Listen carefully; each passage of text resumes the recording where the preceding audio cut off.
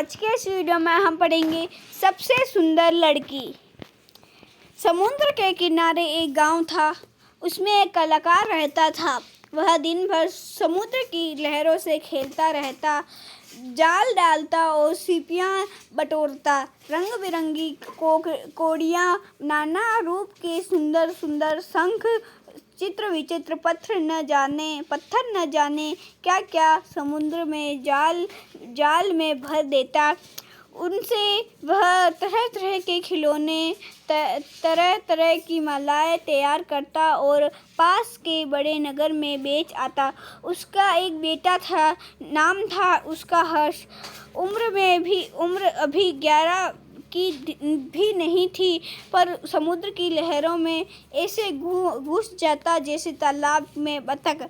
एक बार ऐसा हुआ कि कलाकार की एक रिश्तेदार का मित्र कुछ दिन के लिए वहाँ छुट्टी मनाने आया। उसके साथ उसकी एक बेटी मंजरी भी थी। होगी कोई 9-10 वर्ष की, पर थी बहुत सुंदर, बिल्कुल गुड़िया जैसी। हर्ष बड़े गर्व के साथ उसका हाथ पकड़कर उसे के लहरों के पास ले जाता। एक दिन मंजरी ने चिल्लाकर कहा, तुम्हें डर नहीं लगता? हर्ष ने जवाब दिया, डर क्यों लगेगा, लहरें तो हमारे साथ खेलने आती है। और तभी एक बहुत बड़ी लहर दौड़ती हुई हर्ष के ओर आई, जैसे उसे निगल जाएगी। मंजरी चीख उठी, पर हर्ष तो उछलकर लहर पर सवार हो गया और किनारे पर आ गया।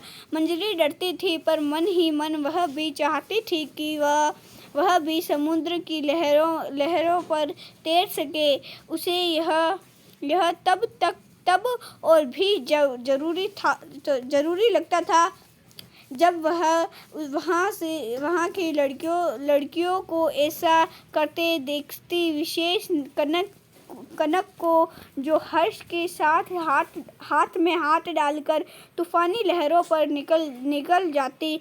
वह बेचारी थी बड़ी गरीब। पिता के एक दिन नाव लेकर तो लौटे नहीं, नाव लेकर गए तो लौटे ही नहीं। माँ मछलियाँ पकड़कर किसी तरह 2 बच्चों को पालती थी। कनक छोटी छोटी शंखों की मालाएं बनाकर बेचती। मंजरी को वह लड़की जरा भी नहीं भाती। हर्ष के साथ उसकी दोस्ती तो कतई नहीं पसंद थी। एक दिन हर्ष ने देखा कि कई दिन से उसके पिता एक सुंदर सा खिलौना बनाने में लगे हैं।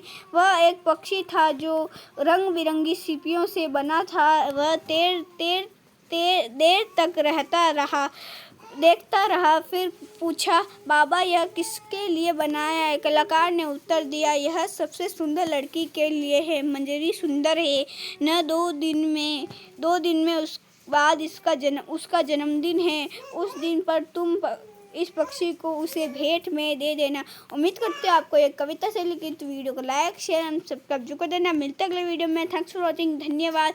मिलते हैं इसी कविता के अगले पाठ में।